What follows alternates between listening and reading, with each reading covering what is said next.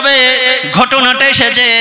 যখন প্রথম দিন দোয়া চেয়েছিলেন, প্রথম দিন দোয়া চাওয়ার পরে বাদশাহ দরবারে যখন গিয়েছেন, বাদশাকে বললেন, ও আরবের বাদশাহ নামদার, আমি আবু বকর এসেছি, আমি আবু বকর এসেছি, বাংলার জমিন থেকে আমি এসেছি, আমি একটা নিয়াত করে এসেছি, আমি একটা দোয়া, আমি একটা আল্লাহর দরবারে দোয়া চেয়েছি। কিন্তু বাদশার কাছে যখন গিয়ে বলেছিলেন, বাদশাহ নামদার, আমি বাংলার আবু বকর এসেছি, আমাকে একটা রাতের জন্য বিশ্ব নবীর মাজারে থাকতে দিতে হবে। বাদশাহ বলেছিলেন, আমি আপনাকে চিনি না, জানি না, কি আমি আপনাকে থাকার পারমিশনটা আমি দিতে পারবো না, কারণ বিশ্ব নবীর মাজারে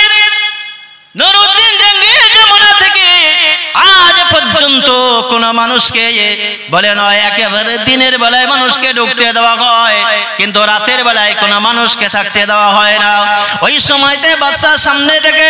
ফিরে চলে আসলেন না,